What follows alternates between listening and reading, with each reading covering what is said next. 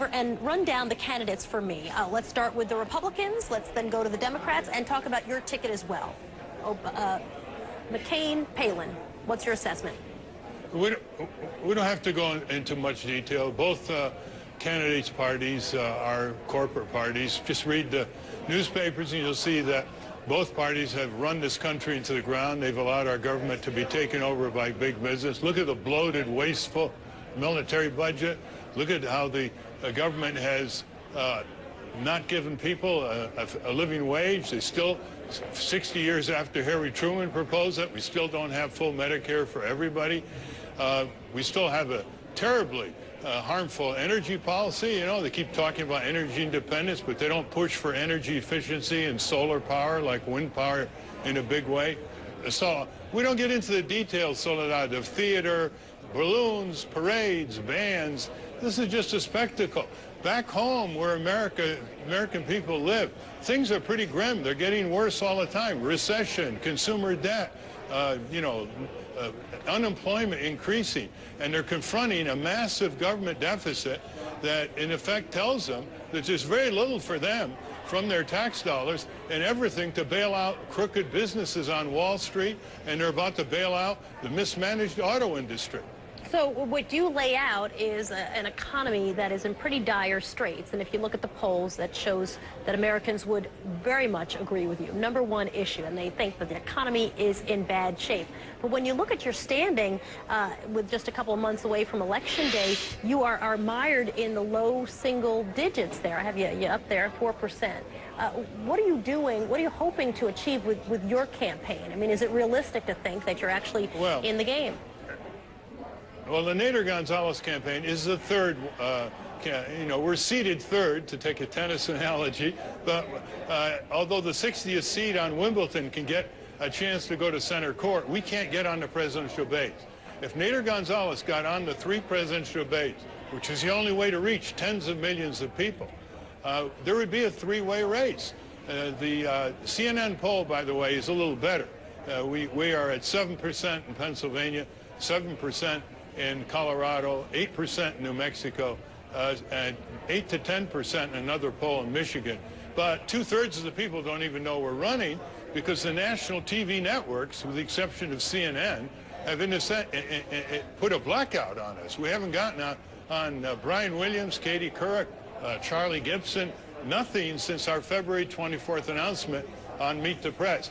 And this is typical of the way the two-party system and their corporate paymasters try to exclude and minimize third-party candidates. In our case, if you look at our website, votenader.org, you'll see 17 areas that are on our table to redirect and improve our country and its people that are off the table for McCain and Obama. So we are representing, Soledad, majority support for single-payer, living wage, all these things are supported by a majority of the American people. After the 2000 election, Democrats, as you well know, said you were a spoiler in that race because it was so close. A third-party candidate was able to take enough votes away from the Democrats would tell you, to spoil the race for them. That's a politically bigoted word, spoiled the race. It's never applied between a Republican and Democrat. Well, if you asked Al Gore why he didn't go to the White House, he'd say it was the Electoral College, number one, because he won the nation popular vote, and it was taken from him in Florida by Bush's people before, during, and after the election in all kinds of documented ways, from Tallahassee to the 5 politicians on the Supreme Court. We shouldn't talk about spoiler. If we all have an equal right to run for election in this country, which I hope we do, we have an equal right to take votes from one another. You don't apply a second-class citizen stigma to a third-party independent candidacy, which throughout American history have led the way against slavery, for women's right to vote, for worker standards, for farmer rights. They have led the way, even though they've never won a national election. We got to have more dissent protected in this country, because dissent is the mother of assent. And the American people have said again and again they want more diverse debates. They don't want two guys in parallel interviews on the same stage in the fall on these hoked-up presidential debates. Ralph Nader is the independent presidential candidate. Thanks for talking with us. We certainly appreciate it. Good luck with your campaign. Much more convention coverage coming to you in just about 15 minutes and throughout the day. In New York, I'm Soledad O'Brien at the CNN Election Center. We'll send it back to Atlanta and see. Try to micromanage this war, and if you want us out of there, then cut off the funding and bring them home tomorrow. Let me show you the kinds of things that are often said when soldiers are overseas, like this. There's no reason for the United States to remain. The American people want them home. I believe the majority of Congress wants them home. Our continued military presence allows another situation to arise, which could then lead to the wounding, killing, or capture of American fighting men and women. We should do all in our power to avoid that. What should be the criteria is our immediate orderly withdrawal. And if we do not do that and other Americans die, then I say that the responsibilities for that lie with the Congress, who did not exercise their authority under the Constitution. For us to get into nation building, law and order, etc., I think is a tragic and terrible mistake. You hear those kinds of words, right? Sure I do. Americans are frustrated and saddened by the enormous sacrifice we've made and the gross mismanagement of the war. Now, my response to that statement is, and what happens after we leave? Listen to all of the experts who will tell you that we can have a situation in the region which will, in the long run, entail far greater casualties, far greater dislocation, far greater threats to our national security than trying to give this an opportunity to succeed. That's what my response to that heartfelt statement is. Well, those are your words from 1993 about Somalia. Mm-hmm. And that's the kind of thing we're hearing about Iraq. Mm-hmm. You felt that way about Somalia when you saw no end in sight. Yes, I did. And many Americans now are echoing your words about Iraq because they see no end in sight. Well, if you want to compare Somalia to what's at stake in Iraq, please feel free to do so.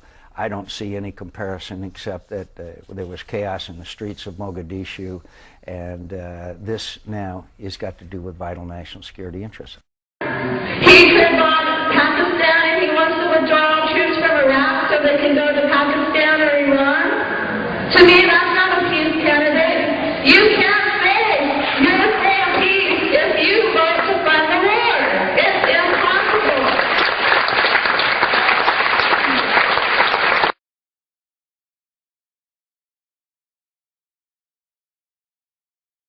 Jim, how much does experience right now really matter?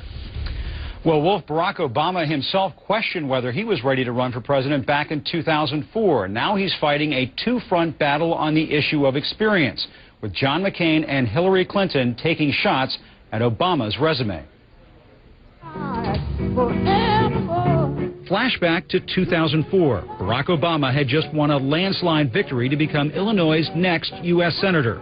At the time, he ruled out running on a national ticket in 2008, suggesting back then he lacked experience. So why have you ruled that out, running nationally? You know, I am a believer in knowing what you're doing when you apply for a job. And I think that if I were to seriously consider running on a national ticket, I would essentially have to start now before having served a day in the Senate. Now, there's some people who might be comfortable doing that, but I'm not one of those people.